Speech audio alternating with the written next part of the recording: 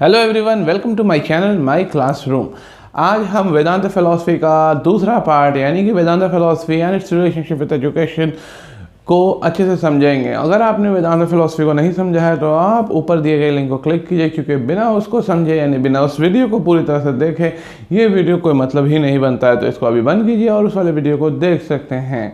हम my classroom का channel यानी ने एक बीड़ा उठाया है कि पूरे UGC N.T.A एजुकेशन का सिलेबस को टॉपिक वाइज हम आपके सामने वीडियो के ज़रिए एंड टेक्सचुअल एनालिसिस के ज़रिए आपके सामने प्रेजेंट करेंगे, ताकि आपकी पढ़ाई आपके सामने आपके वक्त के अनुसार आपके सुविधा के अनुसार आपके सामने रहे। और अगर आपने वीडियो को चैनल को सब्सक्राइब नहीं किया तो चैनल को सब्सक्राइब करें। और वीडियो शुरू करने से पहले चलिए जान लेते हैं कि हमारे आज की वीडियो का ऑब्जेक्टिव क्या है। तो पहला ऑब्जेक्टिव है, जैसे मैंने अभी बताया, कि UGC N.T.A एजुकेशन के एक एक टॉपिक को बॉटम अप अप्रोच में हम आपके सामने एक पूरे एक्सप्लेनेशन के साथ सामने रखेंगे। दूसरा हमारा ऑब्जेक्टिव है जो कि हमारे पहले वीडियो में था।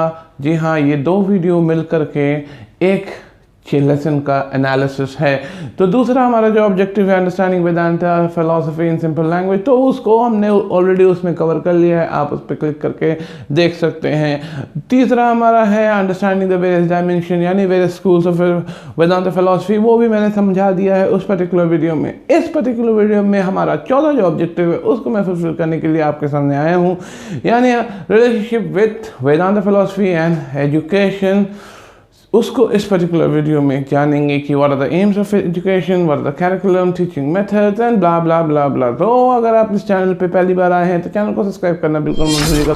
तो चलिए शुरू करते हैं वेदांत फिलॉसफी एंड एजुकेशन के इस रिलेशनशिप को। तो let's get started. Now first of all मैं आऊँगा the ultimate aim of education. What is the ultimate aim of education? The ultimate aim of education, that सी बात है, to understand, to realise the Brahman यानी the salvation, यानी कि अपने God को, अपने क्रिएटर को पहचानना। This has to be the ultimate aim of education of this particular Vedanta philosophy. The child, if you talk about what Vedanta says about child, he says that the child can realize Brahma and he can become one with it. So according to Vedanta philosophy, the child can understand or can realize the Brahma. कैसे ब्रह्मा को realize करेगा? अपने effort से। वो जितना effort करेगा ब्रह्मा को वो उतने अच्छे से realize कर सकता है, right? और क्या होगा रियलाइजेशन से? रियलाइजेशन से he can be one with the Brahma. You know, there is a philosophy of Rousseau, है ना, कि being one with nature. Now over here Vedanta की philosophy of being one with Brahma. So first of all, before getting one with Brahma, you have to realize the Brahma. And when we talk about realization of Brahma, before realizing the Brahma, the self has to be realized. According to Vedanta, पहले self को समझेंगे तभी ना आगे बढ़ेंगे, ठीक है? सबसे पहले सेल्फ को समझना है, सारे एस्पेक्ट को समझना है, then and only Brahma can be realise. दूसरी इंपॉर्टेंट चीज जो मैंने अभी आपको बताई कि he can realise Brahma, he can of course realise Brahma and he can be one with Brahma, but before being one with Brahma, he has to realize his own self. अपने आप को समझना होगा एंड अपने चारों तरफ की चीज़ों को, अपने चारों एस्पेक्ट को समझना इज इम्पॉर्टेंट। अब शंकरा जो हैं, जो बहुत इम्पॉर्टेंट एक्सपोनेंट है वेदांता फिलॉसफी के, जो मैंने ऑलरेडी 3 स्कूल्स में आपको बता दिया है पिछले वीडियो में, अगर आपने नहीं देखा है तो आप प्लीज़ उसको पहले देखें। तो शंकरा जो है, इन्होंने क्या कहा है, he views education in 2 ways। वो एजुकेशन को 2 तरीके से देखते हैं। सबसे पहले spiritual, that is paravidya, and second is realistic or you can say materialistic, that is aparavidya. According to Shankara, the paravidya or the spiritual education is the true education. Why? Because it gives knowledge of Brahma, it gives knowledge of Vishnu, it gives knowledge of us, God, of course God. Now, under the apara vidya or material education, if you talk about under the apara vidya or material education, it Apara Vidya or material education imparts the means of knowledge to achieve God. है ना? If you want to achieve God, you have to do good things. Those good things should be connected to the reality, to the world around, to the people around.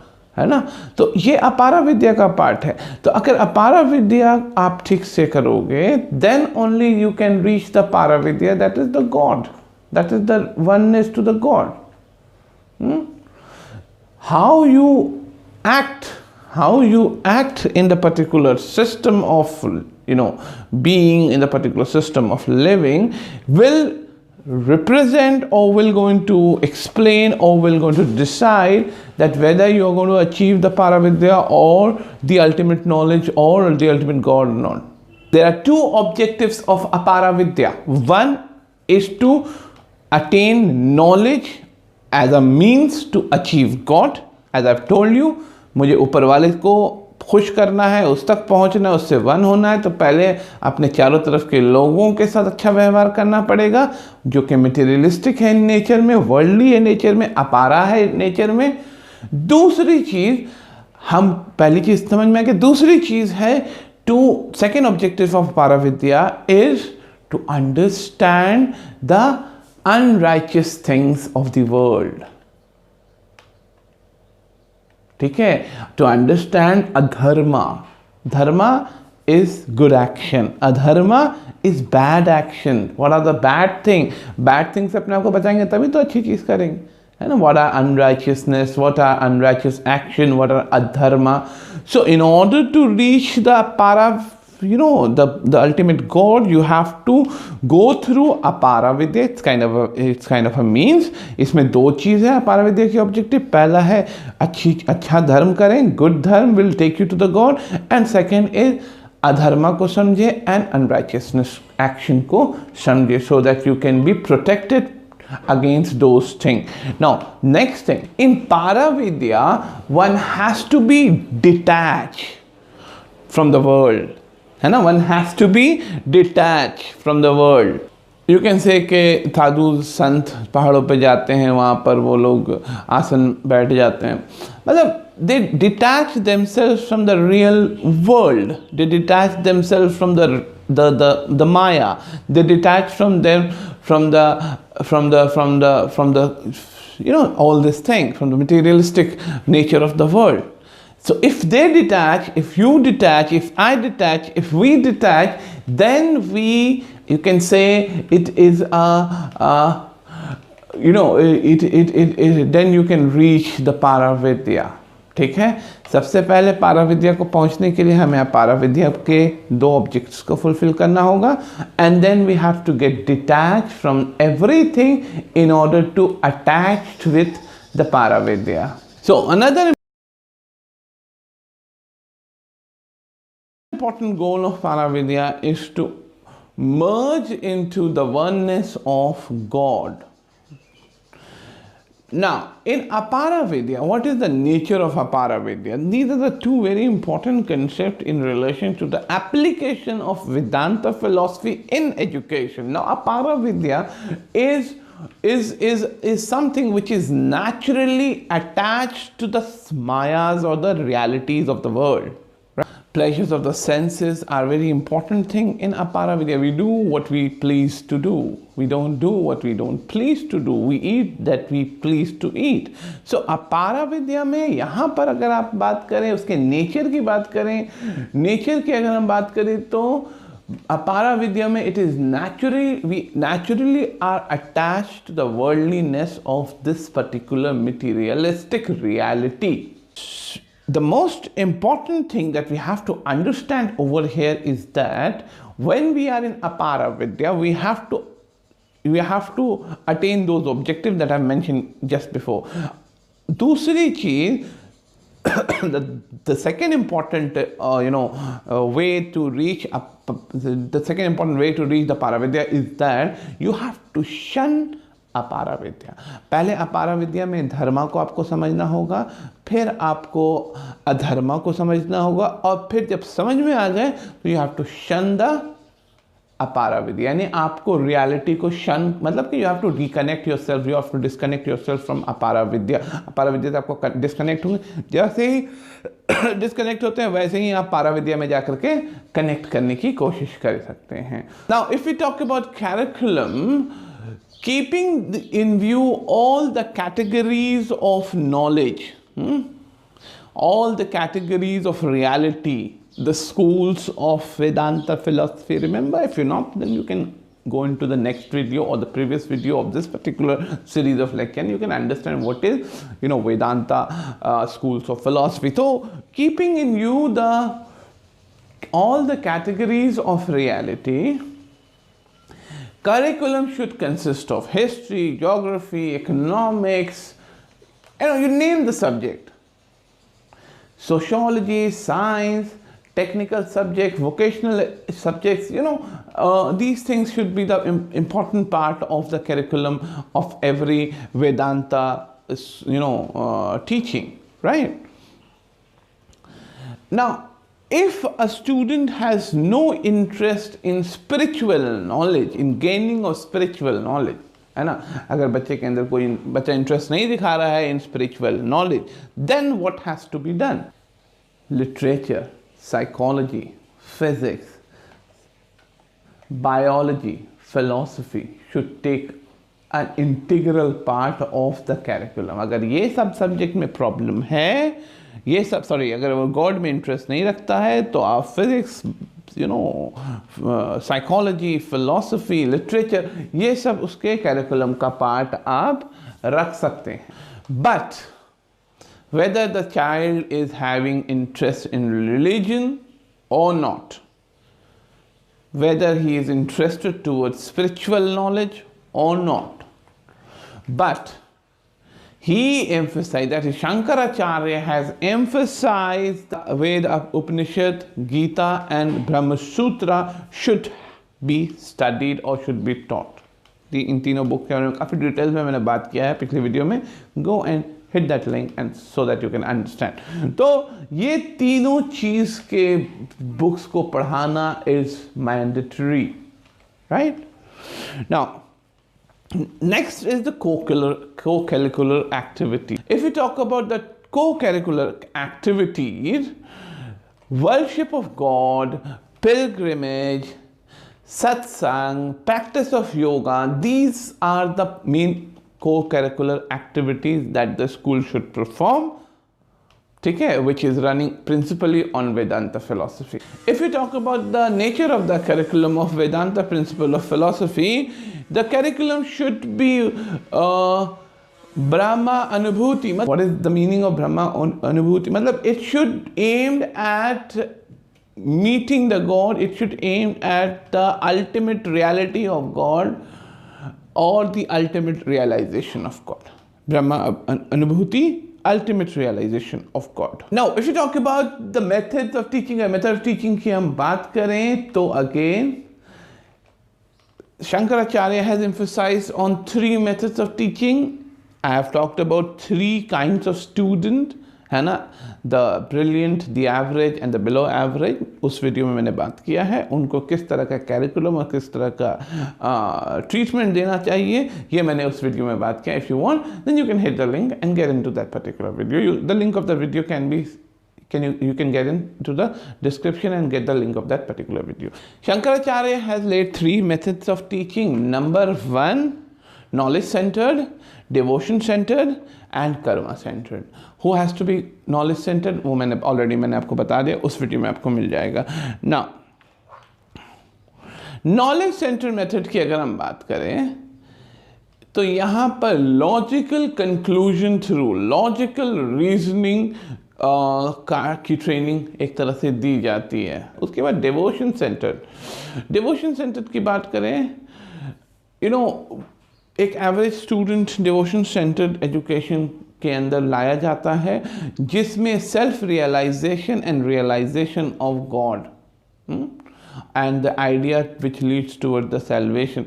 मतलब कि self realization of God, in it is related to spirituality की धर्म and Ishwar and everything. तो it is something which is very much Vedic in nature. और तीसरे की अगर हम बात करें कर्मा सेंटर की, तो यहाँ पर जो बिलो एवरेज स्टूडेंट्स होते हैं उनको इस तरह के एजुकेशन सिस्टम में लाया जाता है जो Karma that is action centred होता है।